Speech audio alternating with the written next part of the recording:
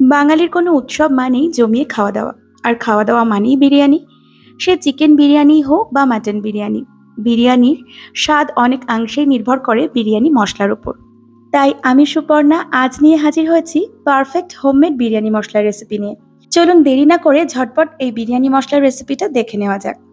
দেখুন, বিরিয়ানি মশলা বানানোর জন্য এখানে আমি বেশ কিছু গোটা মশলা নিয়েছি দারচিনি। দারচিনিটাকে আমি একটু ছোট ছোট টুকরো করে নিয়েছি, আর এখানে দারচিনি আছে 2 টেবিল চামচ মতো।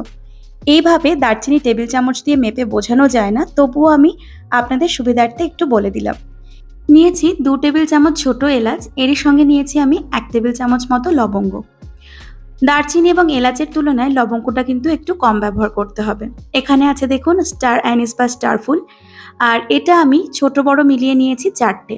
গোটা ফুল নেই এখানে, একটু ভাঙা ভাঙা অবস্থাতে আছে, সেজন্য মোটামুটি ওই আন্দাজ মতন 4টে স্টার ফুল নিলেই কিন্তু হবে। নিয়েছি আমি সাজিরে, আর সাজিরেও আমি নিয়েছি 1 টেবিল চামচ মতন।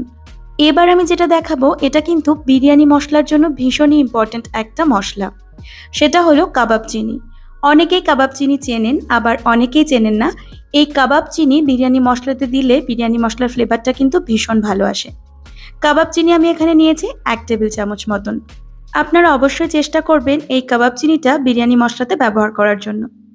আমি এখানে নিয়েছি শামরিচ, অনেকে এটাকে সাদা গোলমরিচও বলে থাকেন, আর শামরিচ নিয়েছি 3 টেবিল চামচ। নিয়েছি গোলমরিচ, আর গোলমরিচ আছে 1 টেবিল চামচ মতন। এছাড়াও আমাদের লাগছে আরও কিছু মশলা, যেমন দেখুন এখানে রেখেছি বড় এলাচ, আমি 2টো বড় এলাচ নিয়েছি। আমি যে পরিমাণে বিরিয়ানি মশলা বানাচ্ছি তাতে 3টে বড় এলাচ হলে ভালো হতো, তবে আমার কাছে 2টোই আছে আর নেই। এর সঙ্গে নিয়েছি আমি 2টো জয়িত্রী, আর জয়িত্রী 2টো কিন্তু বেশ বড়।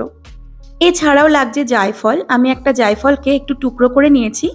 আমি একটা গোটা জায়ফলের 4 ভাগের 3 ভাগ এখানে ব্যবহার করছি। জায়ফলটাও মোটামুটি বড় ছিল। জায়ফল আর জয়িত্রী অনেক বেশি ব্যবহার করার দরকার পড়ে না, কারণ এই মশলা দুটোর ফ্লেভার কিন্তু ভীষণই স্ট্রং হয়। এছাড়াও আরও কিছু মশলা লাগবে, সেগুলো দেখিয়ে দিচ্ছি। আমি এখানে নিয়েছি তেজপাতা, আমি 4টে তেজপাতা নিয়েছি 1 টেবিল চামচ মতন গোটা জিরে, নর্মাল রান্নাতে যে জিরেটা আমরা খাই সেটাই। এরই সঙ্গে নিয়েছি 1 টেবিল চামচ মৌরি, আর নিয়েছি ধনে। গোটা ধনে আমি এখানে নিয়েছি 3 টেবিল চামচ মতন।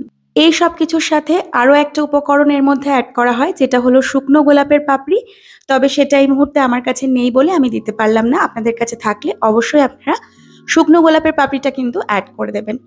দেখুন, আমি একটা ফ্রাইং প্যান নিয়েছি, আর সবার প্রথমে এর মধ্যে গোটা জিরে, ধনে, মৌরি আর তেজপাতাটাকে দিয়ে দিলাম।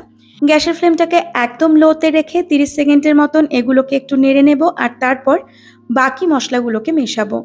গ্যাসের ফ্লেমটাকে একদম লোতে রাখতে হবে, আর মশলাগুলোকে অ্যাড করার পর ক্রমশ নেড়ে যেতে হবে। খেয়াল রাখতে হবে যাতে মশলাগুলো পুড়ে না যায়। এই গোটা মশলাগুলো ড্রাই রোস্ট করতে কিন্তু অনেক বেশিক্ষণ সময় লাগে না। কিছুক্ষণ নেড়ে নিলেই দেখা যাবে যে এই মশলার রঙটা একটু চেঞ্জ হয়ে এসেছে, আর এর থেকে খুব সুন্দর একটা গন্ধ বেরোতে শুরু করছে। দেখুন, তেজপাতাগুলোকে আমি এখানে একটু ছিঁড়ে দিলাম, এগুলো আমার গ্রাইন্ড করতেও সুবিধা হবে, আর তেজপাতাগুলো খুব ভালোভাবে ক্রিস্পিও হয়ে যাবে। দেখুন, গোটা মশলাগুলোকে আমার এখানে ভালোভাবে ড্রাই রোস্ট করে নেওয়া হয়ে গেছে। গ্যাসের ফ্লেমটাকে আমি বন্ধ করে দিয়েছি। এবার এটাকে একটা প্লেটে ট্রান্সফার করে নেব। এই মশলাটাকে একটু ঠান্ডা করে নিতে হবে, তারপর এটাকে গ্রাইন্ড করতে হবে। মশলাটা ড্রাই রোস্ট করা হয়ে গেলে কিন্তু ফ্রাই প্যানে মশলা ঠান্ডা করার জন্য রাখা যাবে না, কারণ যেহেতু ফ্রাই প্যানটা ভীষণই গরম, মশলাটা বেশি পুড়ে যাবে। দেখুন, আমি মশলাটা খুব ভালো করে এখানে ঠান্ডা করে নিয়েছি। এবার একটা মিক্সার গ্রাইন্ডারের জার নিয়ে তার মধ্যে মশলাটাকে দিয়ে দিচ্ছি, আর তারপর মশলাগুলোকে খুব ভালোভাবে গ্রাইন্ড করে নেব। একদম মিহি করে গ্রাইন্ড করতে হবে। দেখুন, বিরিয়ানি মশলা আমার এখানে গ্রাইন্ড করে নেওয়া হয়ে গেছে। আমার পুরো বাড়িটা বিরিয়ানি মশলার গন্ধে ম ম করছে। আপনারা যখন বানাবেন তখন আপনারাও বুঝতে পারবেন যে এই বিরিয়ানি মশলার ফ্লেভারটা কতটা ভালো আসে। আর এই মশলা দিয়ে কিন্তু কলকাতা স্টাইল যে কোনো বিরিয়ানি ভীষণ ভালো বানানো যায়। আমি আজ পর্যন্ত যত রকমভাবে বিরিয়ানি মশলা বানিয়েছি, এই মশলাটাই আমার বেস্ট লেগেছে, তাই রেসিপিটা আপনাদের সঙ্গে শেয়ার করে দিলাম। আশা করি আপনাদেরও ভীষণ ভালো লাগবে। বিরিয়ানি মশলা তো হলো, বিরিয়ানি রেসিপি দেখতে চাইলে এই ভিডিও ডেসক্রিপশন বক্সে গিয়ে দেখে আসতে পারেন, আমি রেসিপির লিঙ্ক দিয়ে দিয়েছি। কেমন লাগলো আমার আজকের রেসিপি জানাতে ভুলবেন না। ভালো লাগলে অবশ্যই একটা লাইক করে দেবেন, আর চ্যানেলের নতুন বন্ধু হয়ে থাকলে চ্যানেলটি সাবস্ক্রাইব করে পাশে থাকার জন্য অনুরোধ রইল। ধন্যবাদ।